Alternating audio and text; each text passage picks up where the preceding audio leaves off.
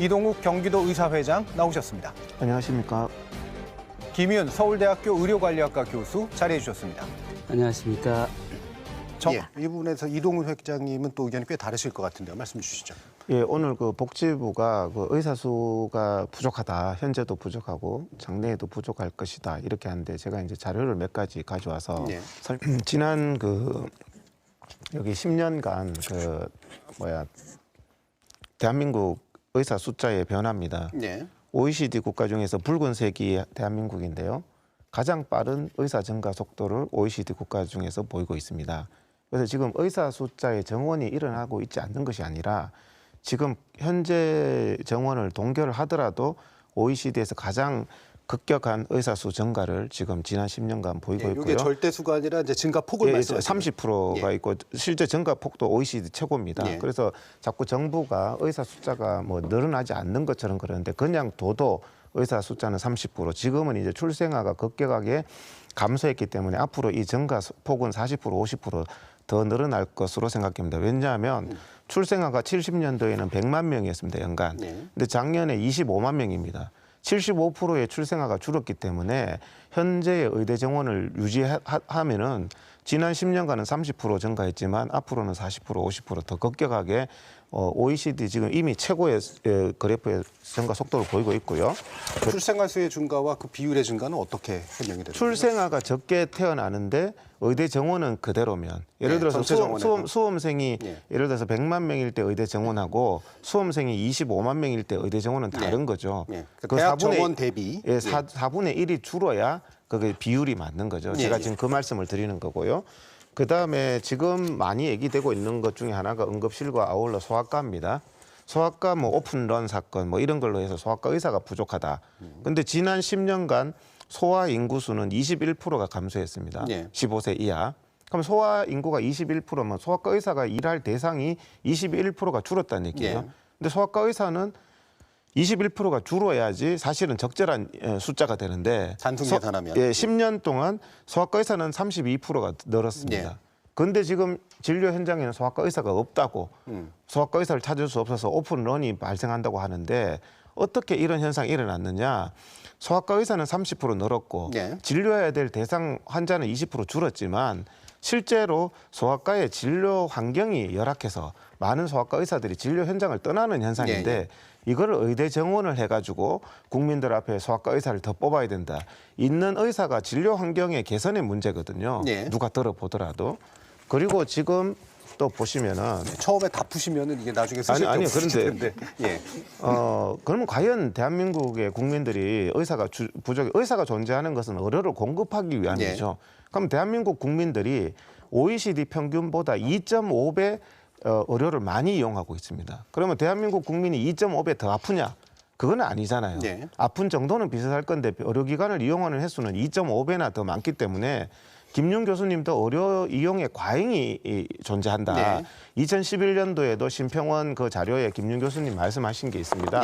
정책 보고서에 의사 단순 증가에는 2011년도 지금보다 의사가 30%나 적을 때 벌써 말씀을 하셨어요.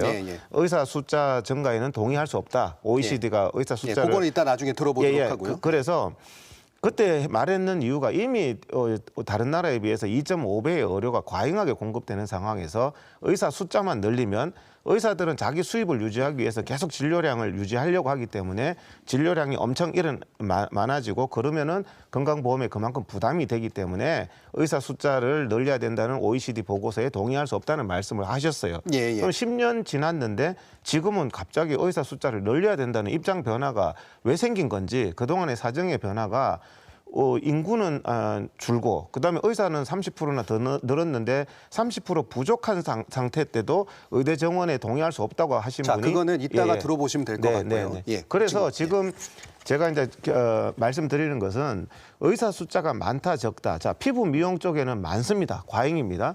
그런데 필수 의료, 중환자실이나 응급실에는 적습니다. 그러니까 뺑뺑이가 일어나는 거죠. 그거는 필수 의료를 기피하는데 그 근무 환경의 개선의 문제거든요. 알겠습니다. 그래서 그런 부분들을 또 그리고 마찬가지입니다. 대학병원에는 줄 섭니다.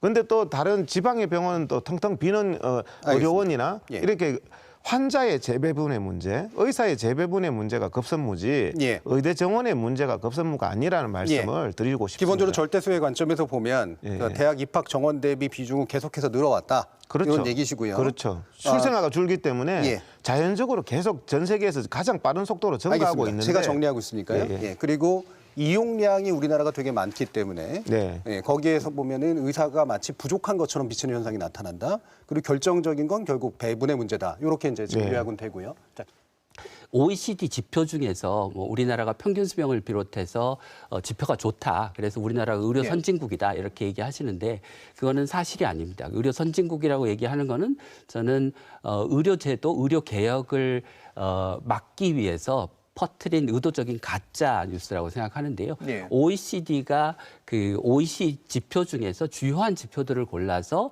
국가의 의료 성적표를 비교하는 12개의 지표가 네. 있습니다. 그 12개 지표 중에서 우리나라가 평균 이상인 거는 딱 하나, 평균 이하인 지표가 4개, 평균인 지표가 나머지여서 네. 그 지표들을 사용하면 우리나라는 OECD 중간 수준 또는 중하위 수준의 네, 네. 의료 수준을 보이고 있는 나라다.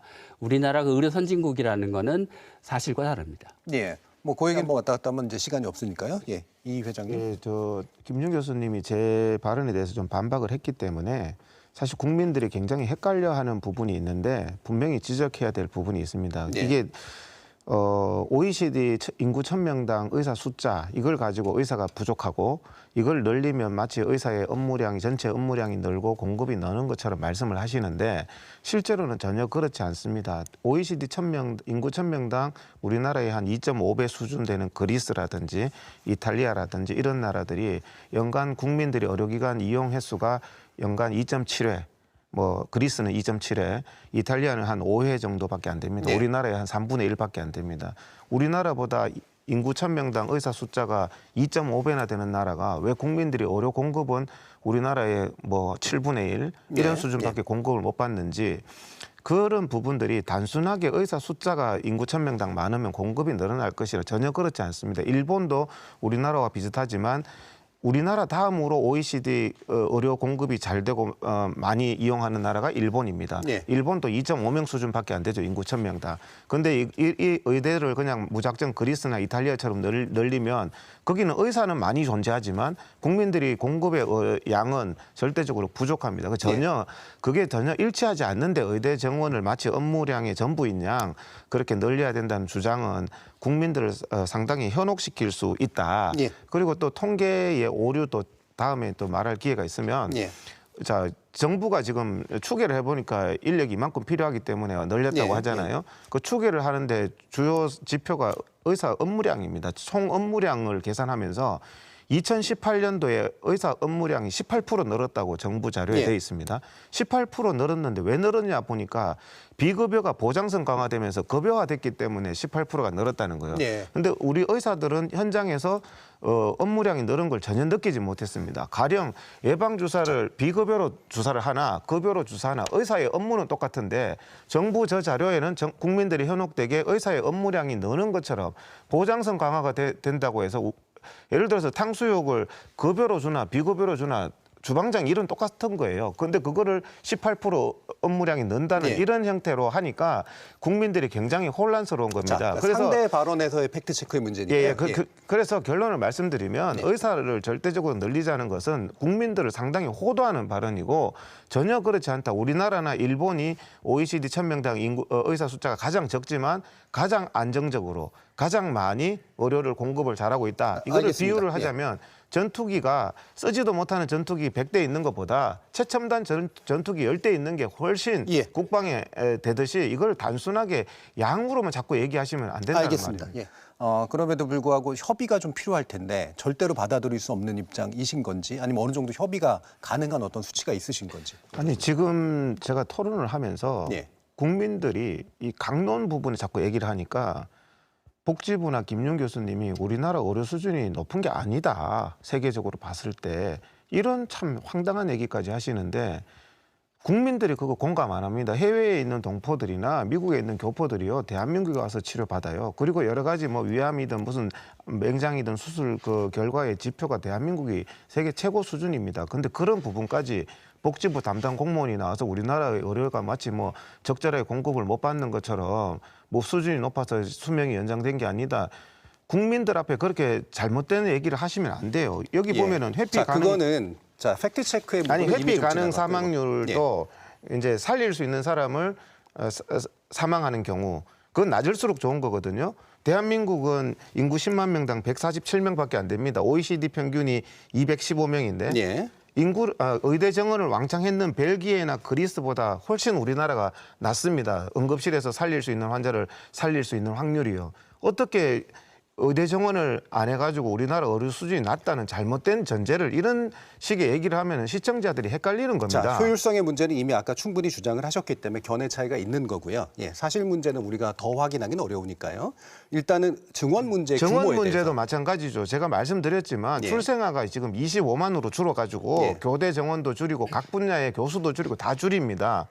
인구가 주는 거 출생아가 주는데 예. 근데 의대 정원을 지금 그대로 둬도 지금은 출생아 자체가 줄었기 때문에 증가 속도가 앞으로 40% 50%까지 증가할 거다. 지난 10년 지난 10년간도 동결된 게 아니라 아까 표로 보여드렸잖아요. 30% 증가한 거를. 자, 그거는 이제 대학 정원에서 이제 대비하신 거고 여기서는 이제 고령화의 인구 때문에 이제 그렇게 대비하신 거라 그 인구 구조 문제는 약간 서로 다른 그래서 지점인 것 같아요. 지금도 대한민국 국민들이 과잉하게 또 이 두 분이 평소에 또 의사들이 뭐 과잉 진료한다, 진료를 창출한다, 뭐 수술할 필요도 없는 사람을 막 척추 수술을 하고 백내장 수술을 하고 예를 들어서 척추 시장이나 백내장 시장은 과잉돼 있죠. 의사가 너무 많고 공급이 너무 많죠.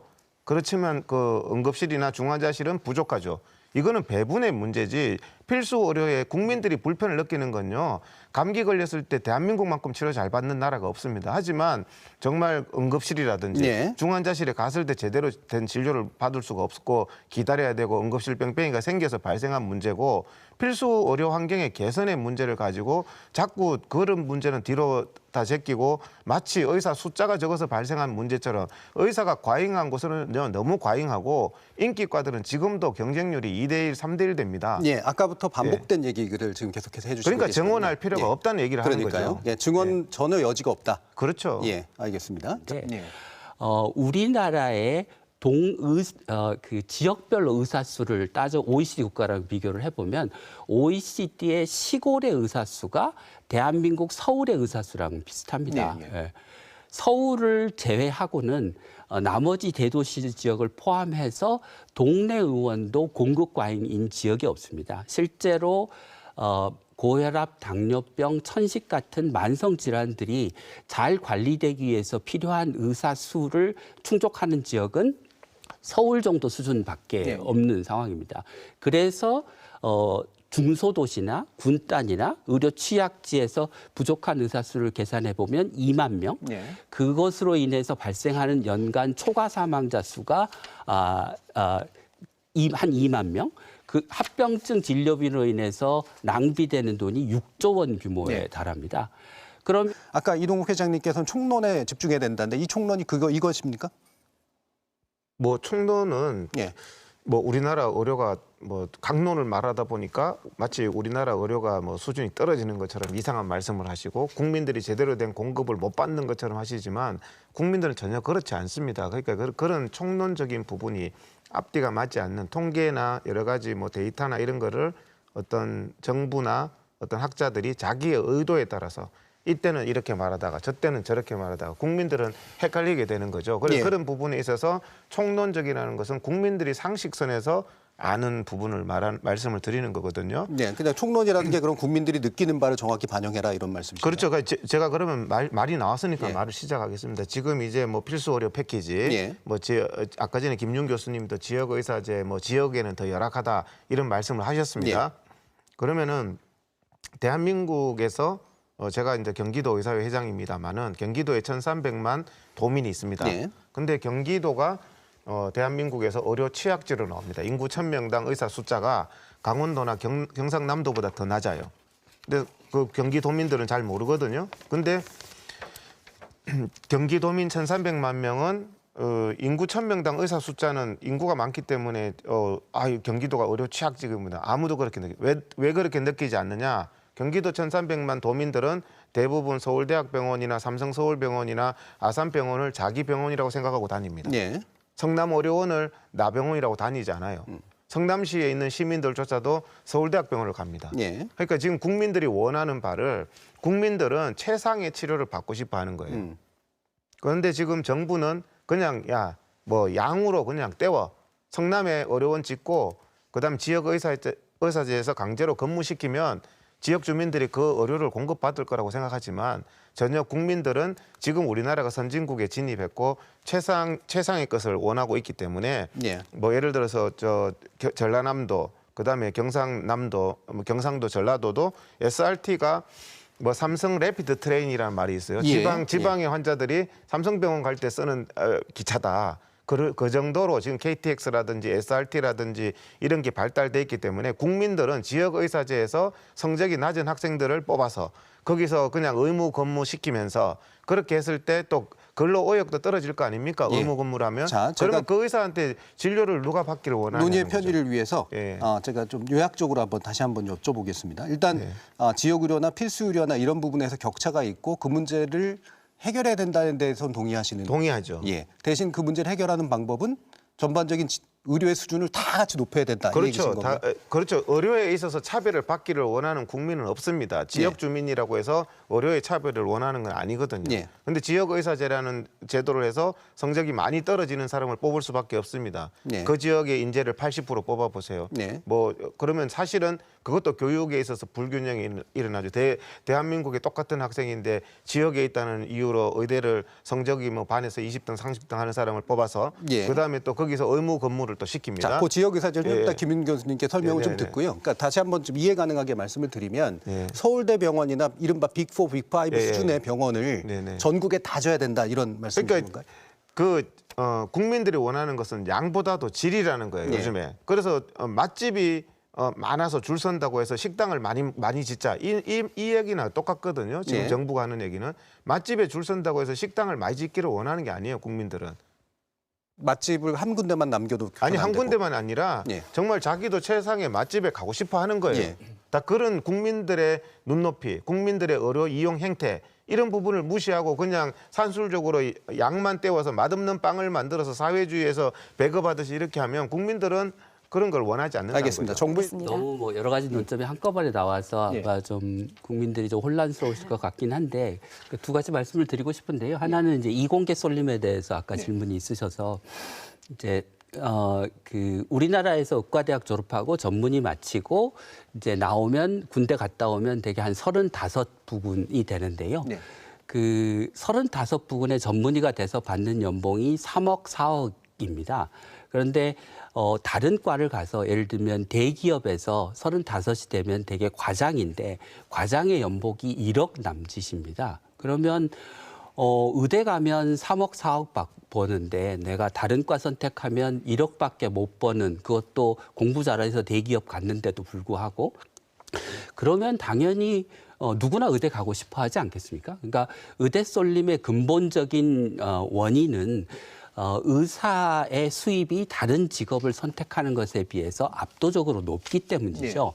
그 문제를 해결하는 방법은 의사의 수입을 적정 수준으로 낮추는 거겠죠. 예. 그러니까 지금 의대 증원을 통해서 의사의 수입을 적정 수준으로 낮추는 게 이공계 의대 쏠림 문제를 해결하는 근본적인 방법이지 의대 증원으로 늘어난 만큼 이공계 학생들이 의대에 증원하는 일시적인 현상을 가지고 문제를 삼는 것은 문제의 근본을 덮어놓고 문제의 표면적인 증상만 해결하겠다라는 방식이라는 말씀을 드리고 싶고요.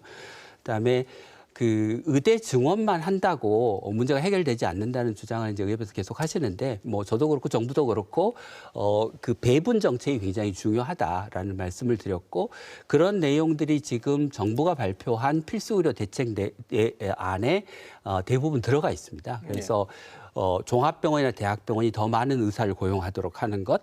예. 지금 만들어진 계획을 조금 더 정교하게 발전시키고 입체적으로 만들면 우리나라의 지금 당면한 필수 의료 붕괴, 지방 의료의 붕괴 문제를 해결해 나갈 수 있을 거라고 생각합니다. 그런데 지금 이 시점에서 의협이 의대 증원 반대 파업을 하면서 정작 우리가 해 나가야 될 정부의 정책을 어떻게 만들어 가야 되느냐에 대한 논의는 못 하고 있고 모든 논의를 늘려야 되느냐 말아야 되느냐 몇 명이 맞냐라고 하는 대단히 소모적이고 낭비적인 그 과정을 거치고 있어서 지금이라도 의협이 보다 실질적인 문제, 정부의 필수 의료 대책을 어떻게 잘 만들 수 있을까에 참여해 주시면 좋겠다는 말씀을 드리고 싶습니다. 지금 제가 묻고 싶은 게 김윤 교수님도 이 분야에서 뭐 의료 정책을 꽤 오래 하셨는데 뭐 지난 한 20년 이렇게 그동안에 그럼 김윤 교수님 이런저런 정책을 계속 제안하시고 했는데 의사 수는 30% 늘었는데 필수 의료 기피 현상은 더 심해졌습니다. 그동안 학자로서 그러니까 어떤 것을 해서 정부도 마찬가지고 실제로 탁상 공론이라는 거죠. 점점 필수 의료가 붕괴되고 아까 전에 뭐 여주 지역의 뇌졸중, 급성 심근경색 이런 부분 얘기하셨는데 여주 이천. 여주 이천 그 부분도 마찬가지로 필수 의료 영역이죠. 필수 의료 기피 현상인데 그러면 아까 전에 말씀드렸지만 소아과 의사가 지난 10년 동안 30%가 늘었습니다. 30%가 늘었는데 소아과 기피 현상이 심해지죠. 그러니까 의대생을 더 많이 뽑겠다는 거나 의사도 똑같습니다. 의대 졸업생들도 똑같고 조금 더 워라밸이 되고 조금 더 보상이 좋고 근무 조건이 좋은 것을 선호하잖아요. 그런데 의대 졸업생들이 필수 의료 분야를 기피하는 게 20년이 넘었습니다. 일반외과라든지 흉부외과라든지. 도대체 정부가 정책을 어떻게 해서 필수 의료 기피 현상이 생겼고 아까 전에 지적했던 부분도 응급실이나 중환자실이나 이런 부분이지 감기나 뭐 피부 미용이나 전혀 불편함이 없습니다. 그럼 필수 의료 살리기 문제를 갑자기 의대 정원만 늘리면 그게 해결되느냐?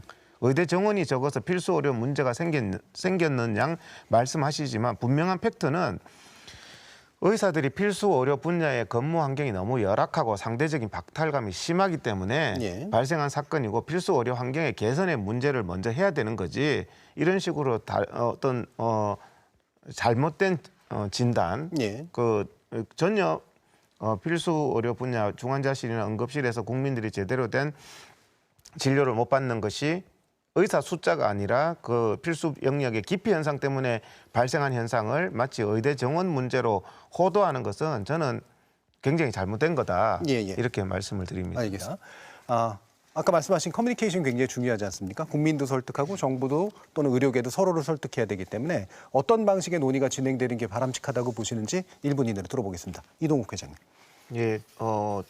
판 하나만 보여드리면은 이게 지금 내시경 수가 비교입니다. 그러니까 우리나라가 상당히 양질의 의료를 값싸게 제공하고 있다는 거죠. 근데 그런 부분들이 지금 국민들 OECD 국가 중에서 의료 체계가 잘 돼 있고 국민들이 양질의 서비스를 받고 있습니다.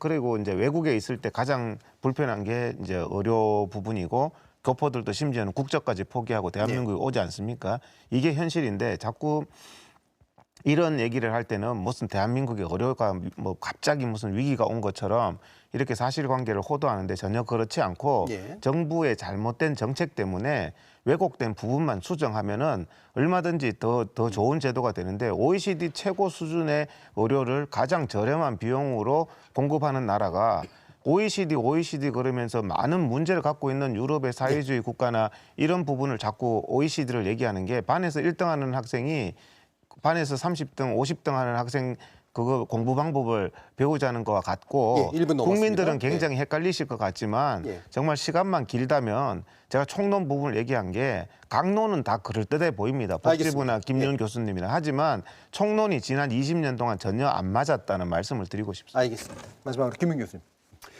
의사 파업에 대해서 한 말씀 드리겠습니다.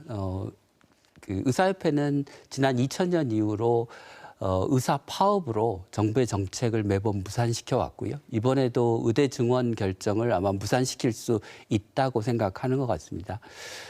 저는 이번 파업이 짧아도 2, 3개월, 길면 반년 이상 갈 수 있다고 생각을 하고요.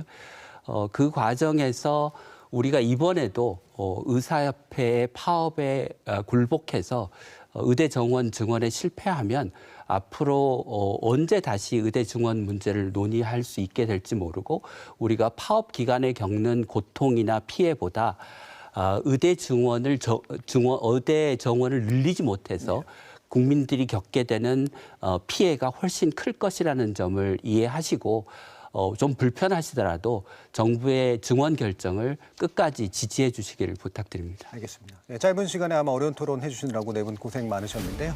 사실 이 정부와 의사단체가 강대강으로 대치하는 모습이 연출이 되면서 정작 의료를 이용하는 국민들의 입장이 소외되고 있는 것은 아닐까. 의료공백의 피해는 누구의 관점에서 봐야 될까 아마 걱정해 봐야 될 것 같습니다. 정부와 의료계가 국민 건강권을 위한 합리적인 접점 찾아가길 바라고요. 오늘 100분 토론은 여기까지 진행합니다.